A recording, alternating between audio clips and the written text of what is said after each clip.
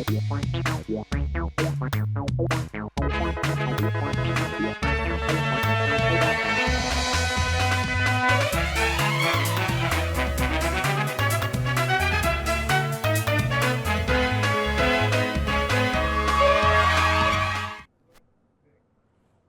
राष्ट्रीय समाचार से मैं अनुपम शर्मा। आप देख रहे हैं अंतर्राष्ट्रीय समाचार का खास प्रोग्राम ग्लोबल फ्रंटलाइन। दुनिया इस वक्त सिर्फ घटनाओं से नहीं, सत्ता, सौदों और संघर्षों से आकार ले रही है। कहीं भारत ईयू की ऐतिहासिक डील से पाकिस्तान की अर्थव्यवस्था में हड़कंप है, तो कहीं बलूचिस्तान बारूद और बदले की आग में झुलस रहा है। अफगानिस्तान में महिलाओं की जिंदगी एक बार फिर कानून और बंदूकों के साथ फंस चुकी है। तो अमेरिका, ईरान और रूस और चीन हर मोर्चे पर ताकत का प्रदर्शन साफ दिख रहा है। फिलहाल इन सब खबरों पर करेंगे हम विस्तार से चर्चा। पहले एक नजर आज की हेडलाइंस पर।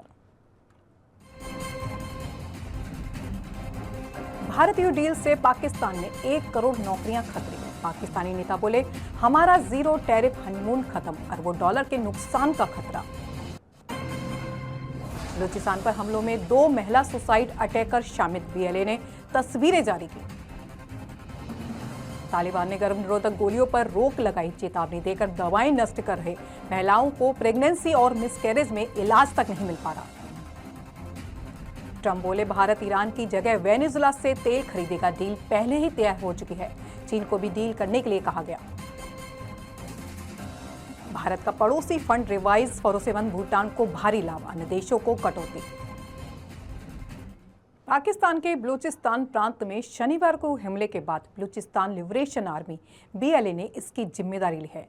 बीएलए ने अपने 2 हमलावरों की तस्वीरें जारी की हैं। दोनों महिलाएं हैं, जिनमें से एक की पहचान 24 वर्षीय आसिफा मिंगल के रूप में हुई है। इस घातक हमले में 17 सुरक्षा कर्मियों सहित लगभग 50 लोग मारे गए थे।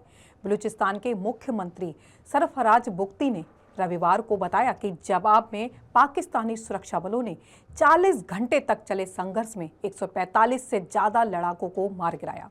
पाकिस्तान के रक्षा मंत्री ख्वाजा आसिफ ने कहा कि 2 हमलों में यह महिला हमलावर शामिल थी। बीएलए ने बताया कि मेंगल मोहम्मद इस्माइल की बेटी और बलूचिस्तान के नुस्की की रहने वाली थी। उसका जन्म 2 अक्टूबर 2002 को हुआ था और 21वें जन्मदिन पर वह बीएलए की मजीद वी ग्रेड में शामिल हो गई थी। बीएलए ने के बयान में कहा गया है कि मेंगल ने जनवरी 2024 में फिदायिनी बनने का फैसला किया था और शनिवार को नुस्की स्थित आईएसआई हेडक्वार्टर को उसी ने निशाना बनाया था। दूसरी महिला हमलावर की अब तक फिलहाल कोई पहचान नहीं हो पाई है।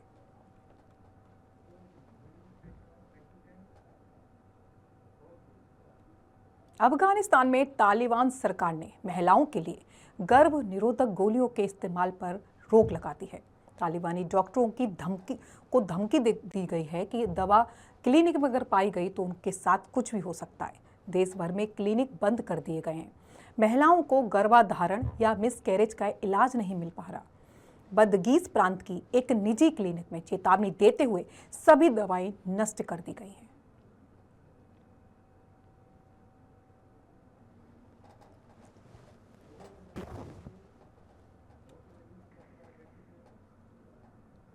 अमेरिका के राष्ट्रपति डोनाल्ड ट्रंप ने कहा कि भारत अब ईरान से कच्चा तेल खरीदने के बजाय वेनेजुएला से तेल खरीदेगा। उन्होंने दावा किया कि भारत ने वेनेजुएला से तेल खरीदने का सौदा कर लिया है। यह बयान ट्रंप ने वॉशिंगटन डीसी से एयरफोर्स 1 में पत्रकारों से बातचीत के दौरान कहा। हालांकि भारत सरकार की ओर से इस पर कोई आपत्ति नहीं दी गई है। ट्रंप ने कहा, हमने पहले ही एक डील कर ली है, भारत वेनेजुएला से तेल खरीदेगा, ईरान से नहीं। उन्होंने यह भी कहा कि भारत के साथ इस सौदे का कॉन्सेप्ट तय हो चुका है। ट्रंप के मुताबिक चीन भी अगर चाहे तो वेनेजुएला से तेल खरीद सकता है। अमेरिका के राष्ट्रपति डोनाल्ड ट्रंप ने कहा कि भारत अब ईरान से कच्चा तेल खरीदने के बजाय वेनेजुएला से ही तेल खरीदेगा। उन्होंने दावा किया कि भारत ने वेनेजुएला से तेल खरीदने का सौदा कर लिया है। यह बयान ट्रंप ने वॉशिंगटन डीसी से एयरफोर्स 1 में पत्रकारों से बातचीत के दौरान कहा। हालांकि भारत सरकार की ओर से इस पर अभी कोई आधिकारिक प्रतिक्रिया नहीं आई है। ट्रंप ने कहा, पहले भी एक डील कर ली गई है, भारत वेनेजुएला से ही तेल खरीदेगा, ईरान से नहीं। उन्होंने यह भी कहा कि भारत के साथ इस सौदे का कॉन्सेप्ट तय हो चुका है।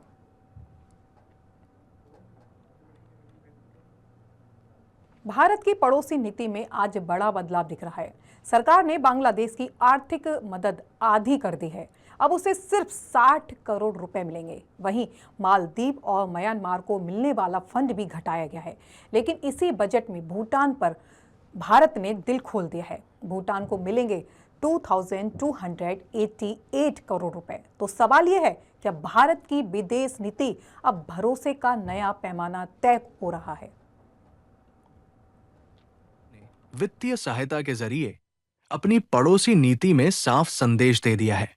अब मदद उसी को मिलेगी जो रणनीतिक रूप से भारत के साथ मजबूती से खड़ा हो। बांग्लादेश को दी जाने वाली मदद में 50% की कटौती की गई है। अब उसे मिलेंगे सिर्फ 60 करोड़ रुपए। वहीं मालदीव और म्यांमार के फंड में भी कमी आई है। इसके उलट भूटान को रिकॉर्ड 2288 करोड़ रुपए दिए जाएंगे। भूटान भारत का सबसे भरोसेमंद पड़ोसी माना जाता है। हाइड्रो पावर प्रोजेक्ट्स, इंफ्रास्ट्रक्चर और चीन के बढ़ते प्रभाव को संतुलित करने में भूटान की भूमिका अहम है। विशेषज्ञों के मुताबिक भारत अब भावनाओं के नहीं, रणनीतिक साझेदारी के आधार पर फैसले ले रहा है। स्पष्ट है कि भारत की पड़ोसी नीति अब नए दौर में है।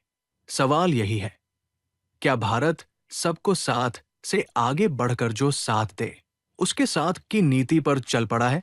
इस फैसले का असर क्षेत्रीय राजनीति पर क्या पड़ेगा, ये आने वाला वक्त बताएगा। ब्यूरो रिपोर्ट, राष्ट्रीय समाचार।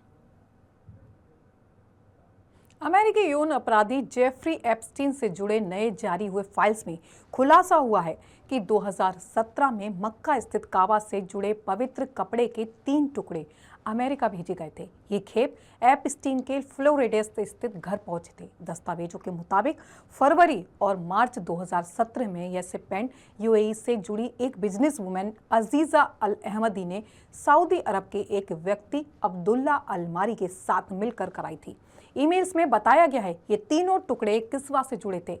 किस्वा काला रंग का सुनहरी कढ़ाई वाला कपड़ा होता है जो काबा को ढकता है। इस्लाम में इसे पवित्र माना जाता है। हज के दौरान करोड़ों मुसलमानों से इसे छुआ जाता है। ईमेल्स में यह साफ नहीं है कि अल अहमदी की एप्स्टीन से मुलाकात कैसे हुई या ये पवित्र टुकड़े उसे कैसे भेजे गए। दस्तावेजों में इसका कोई सीधा जवाब नहीं मिलता। अमेरिकी न्याय विभाग ने 30 जनवरी को जेफरी एप्स्टीन जांच में जुड़े करीब 30 लाख पन्नों के दस्तावेज और 2000 वीडियो और 1 लाख तस्वीरें सार्वजनिक की हैं। ईमेल से पता चलता है कि तीनों टुकड़े सऊदी अरब से ब्रिटिश एयरवेज के जरिए हवाई जहाज से अमेरिका के फ्लोरिडा भेजे गए थे। इनमें कस्टम्स, इनवॉइस और अमेरिका में डिलीवरी की पूरी व्यवस्था की गई थी। अल अहमदी ने एप्स्टीन को ईमेल लिखते हुए कपड़े के धार्मिक महत्व पर भी जोर दिया था। उन्होंने लिखा, काले टुकड़े का कम से कम 1 करोड़ मुसलमान ने इसको छुआ है। सुन्नी, शिया और दूसरे मुसलमानों ने बेकाबा के 7 चक्कर लगाते हैं और इसे छूने की कोशिश करते हैं। अपनी दुआएं, आंसू और उम्मीदें इस कपड़े पर छोड़ते हैं ताकि उनकी मन्नतें कबूल हों। एक अन्य ईमेल में एप्स्टीन की लंबे समय से असिस्टेंट रही लेल्सी ग्राफ ने अल अहमदी को डीएनए टेस्टिंग किट भेजी। यह साफ नहीं है यह किट किस मकसद से भेजा गया था।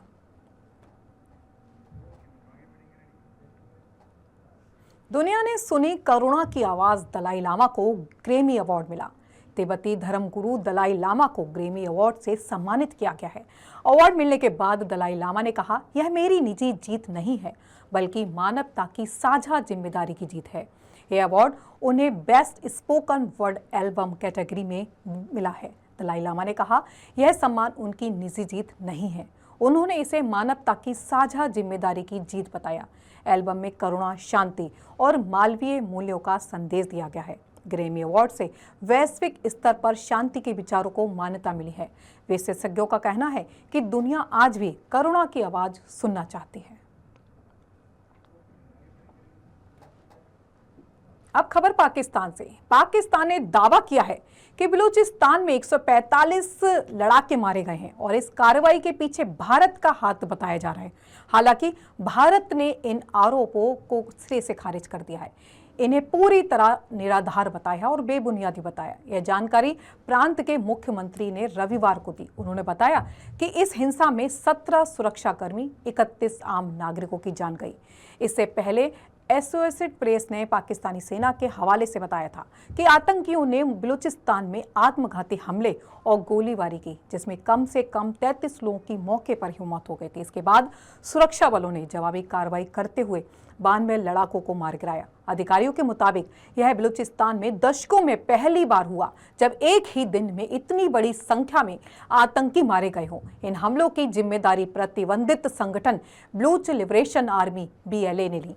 पाकिस्तान के गृह मंत्री मोहसिन नकवी और सेना ने कहा कि इन हमलों को भारत का समर्थन मिला है।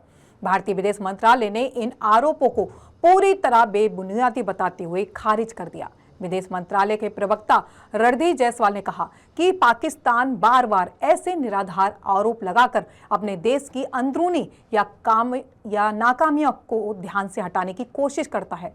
उन्होंने कहा कि हर हिंसक घटना के बाद बिना सबूत के आरोप लगाना पाकिस्तान की पुरानी आदत है। भारत ने कहा कि पाकिस्तान को ऐसे निरर्थक दावे दोहराने के बजाय अपने ही लोगों की लंबे समय से चली आ रही समस्याओं और मांगों पर ध्यान देना चाहिए, खासकर उस क्षेत्र में जहां हालात अभी भी गंभीर बने हुए हैं। माइक्रोसॉफ्ट के को-फाउंडर बिल गेट्स ने यौन आरोपों पर पहली बार खुलकर अपनी चुप्पी तोड़ी है। गेट्स ने रूसी लड़कियों से संबंध बनाने के दावों को सिरे से खारिज करते हुए इन्हें पूरी तरह झूठा और बेबुनियादी बताया। उन्होंने कहा कि एप्स्टीन फाइल्स में उनका नाम गलत तरीके से घसीटा गया है और यौन बीमारी से जुड़े सभी आरोपों में कोई फिलहाल सच्चाई नहीं बताई। यौन अपराधी जेफरी एप्स्टीन से जुड़ी फाइलों में दावा किया गया कि बिल गेट्स के रूसी लड़कियों के साथ यौन संबंध थे और इसके बाद उन्हें यौन रोग STD हुआ। गेट्स के प्रवक्ता ने इन आरोपों को पूरी तरह बेतुका और झूठा बताया। उन्होंने कहा ये दावे गेट्स को फंसाने और बदनाम करने की कोशिश है। प्रवक्ता के मुताबिक इन दस्तावेजों से सिर्फ इतना पता चलता है कि जेफरी एप्स्टीन इस बात से नाराज था कि बिल गेट्स ने उससे दूरी बना ली थी। इसी वजह से वह गेट्स की छवि खराब करने की कोशिश कर रहा था। अमेरिकी न्याय विभाग ने 30 जनवरी को जेफरी एप्स्टीन जांच से जुड़े करीब 30 लाख पन्नों के दस्तावेज और 2000 वीडियो को खंगालना शुरू कर दिया है।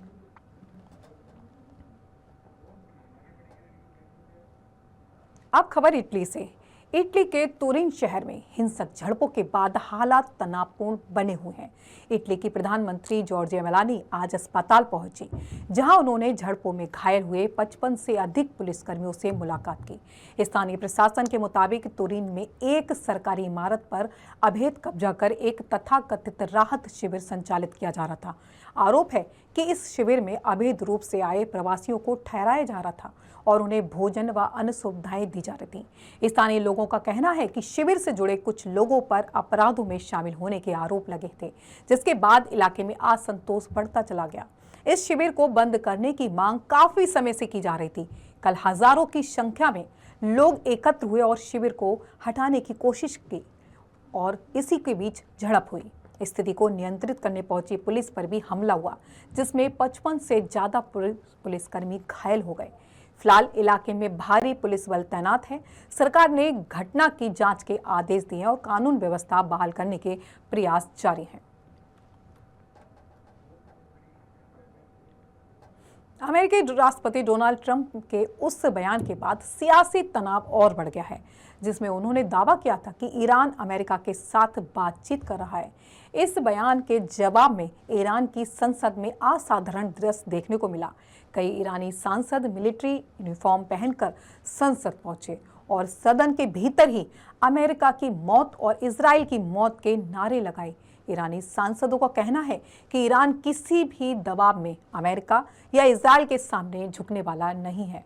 इस घटनाक्रम को ट्रंप के दावे के सीधे खंडन के तौर पर देखा जा रहा है। फिलहाल इस पर अमेरिका या इजराइल की ओर से कोई आधिकारिक प्रतिक्रिया सामने नहीं आई है।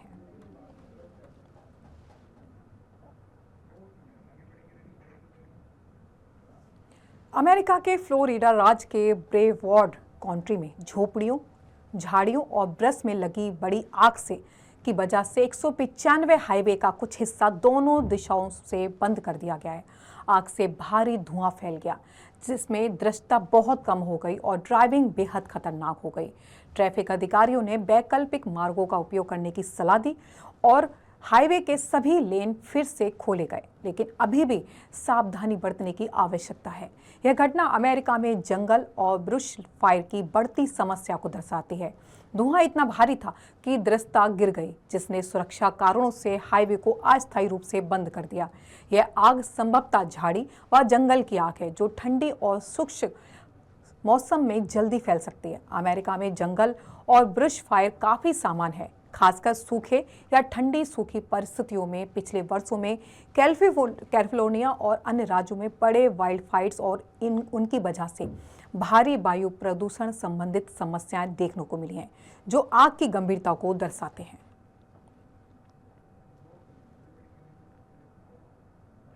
ईरान के हामुज, जलडम, भूमध्य और फारस की खाड़ी में बड़े पैमाने पर सैन्य अभ्यास शुरू किया गया है। इस अभ्यास में नौसैनिक बल, एयर स्पेस डिवीजन और तटीय सुरक्षा इकाइयां शामिल हैं। इसका उद्देश्य सैन्य तैयारियों को बढ़ाना, युद्ध कौशल का परीक्षण करना और तटीय क्षेत्रों की रक्षा को मजबूत करना है।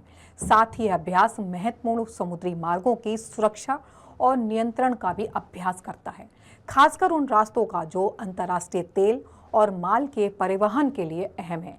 ईरान ने यह क्षेत्रीय ताकत का प्रदर्शन करने और सुरक्षा स्थितियों के अनुसार अपने बलों की तैयारियों का जायजा लेने के लिए यह कदम उठाया। सैन्य विशेषज्ञ इसे फारस की खाड़ी में शक्ति संतुलन और सामरिक चेतावनी का हिस्सा मान रहे हैं।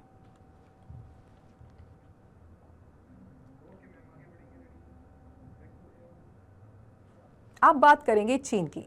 चीन की राजधानी जिंग में रूस के सुरक्षा परिषद सचिव सर्गेई शोइगु और चीन के विदेश मंत्री वांग के बीच महत्वपूर्ण द्विपक्षीय बातचीत हुई। बैठक का मुख्य एजेंडा वैश्विक सुरक्षा पर तेजी से बदलते हालात और क्षेत्रीय अस्थिरता था।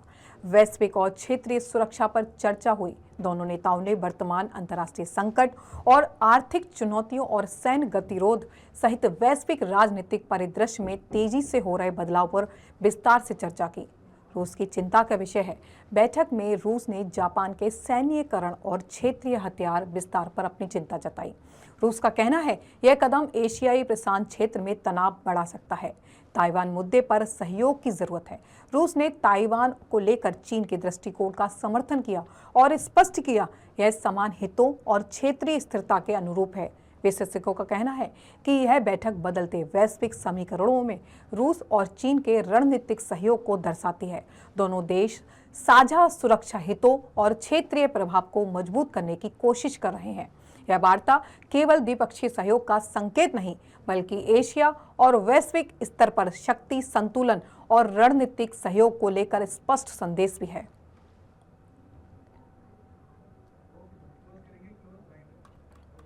रुकिए,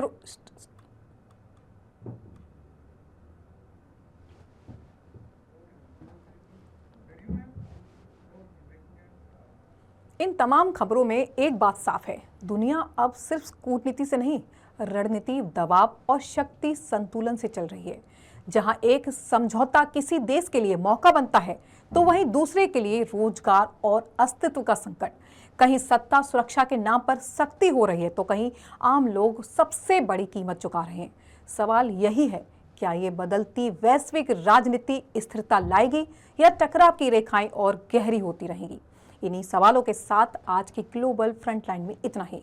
बाकी देश दुनिया की खबरों के लिए देखते रहें राष्ट्रीय समाचार। तब तक के लिए नमस्कार।